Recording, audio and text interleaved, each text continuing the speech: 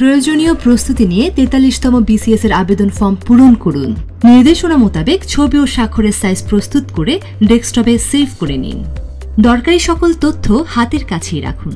আবেদন করতে প্রথমে bpsc.teletalk.com.bd তে ক্লিক করুন। তারপর ক্যাডার অপশনে গিয়ে যোগ্যতা অনুযায়ী ক্যাডারে ক্লিক করুন।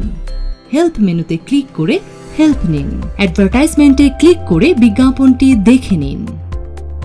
ফটো এবং সিগনেচার ভ্যালিডেটর অপশনে গিয়ে নির্দিষ্ট সাইজে আপনার ফটো এবং সিগনেচারের ভ্যালিডিটি চেক করুন।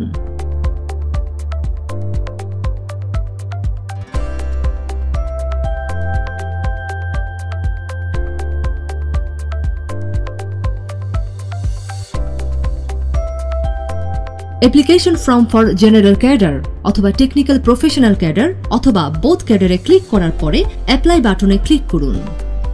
এখানে একটি অ্যাপ্লিকেশন ফর্ম BPSC 1 পাবেন। ফর্মটি 3টি সেকশনে পূরণ করতে হবে: পার্সোনাল ইনফরমেশন, এডুকেশনাল ইনফরমেশন ও সর্বশেষ ক্যাডার চয়েস ক্রম অনুযায়ী সিলেক্ট করুন। আবেদনকারীর নাম, জন্ম তারিখ সহ প্রার্থীর যাবতীয় তথ্য স্ক্রিনে দেখানো ফর্ম অনুযায়ী পূরণ করুন।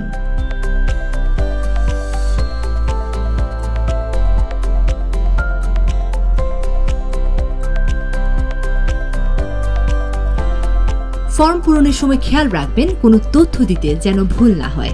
আপনার জাতীয় পরিচয়পত্র অনুযায়ী তথ্য উল্লেখ করবেন।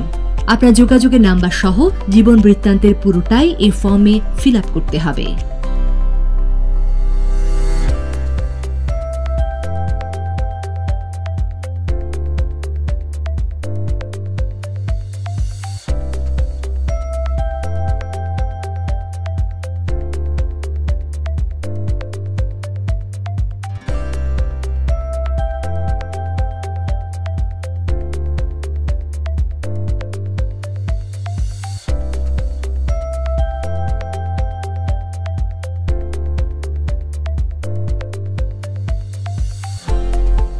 তথ্য পূরণ হয়ে গেলে নেক্সট বাটনে ক্লিক করুন।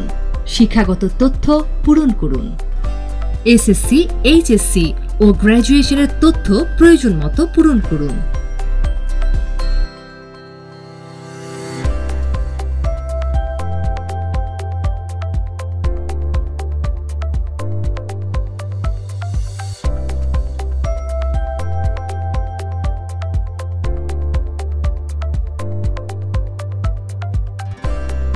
টেকনিক্যাল ক্যাডারের ক্ষেত্রে অতিরিক্ত শিক্ষাগত যোগ্যতা প্রয়োজন হবে। বিষয়ভিত্তিক সাবজেক্ট দেখে নিন।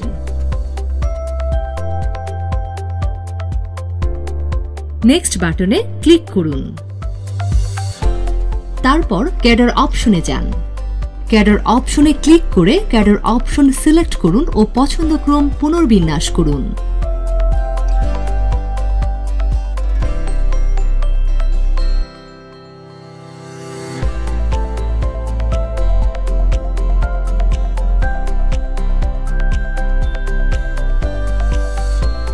তারপর নেক্সট বাটনে ক্লিক করে পূরণকৃত ফর্মে ভ্যালিডেশন কোড পাবেন। ভ্যালিডেশন কোডে অস্পষ্ট নাম্বারগুলো পাশের বক্সে টাইপ করুন। তারপর আপলোড ফটো এবং আপলোড সিগনেচার অংশে চুজ ফাইল ক্লিক করে ফটো এবং সিগনেচার আপলোড করুন।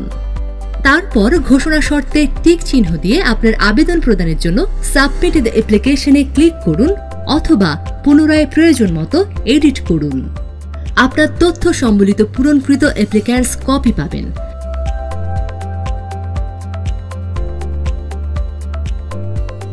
ডাউনলোড দিস পেজ ক্লিক করে ফর্মটি ডাউনলোড করে সংরক্ষণ করুন। সকল তথ্য সঠিক থাকলে অ্যাপ্লিক্যান্টস কপিতে উল্লেখিত ইউজার আইডি দিয়ে আবেদন ফি জমা দিন। মনে রাখবেন, কেবলমাত্র আবেদন ফি জমাদানের পরেই আপনার আবেদনটি সম্পূর্ণভাবে গৃহীত হবে। আবেদন ফি জমাদানের পর আর কোনো এডিট করা যাবে না। Thank you.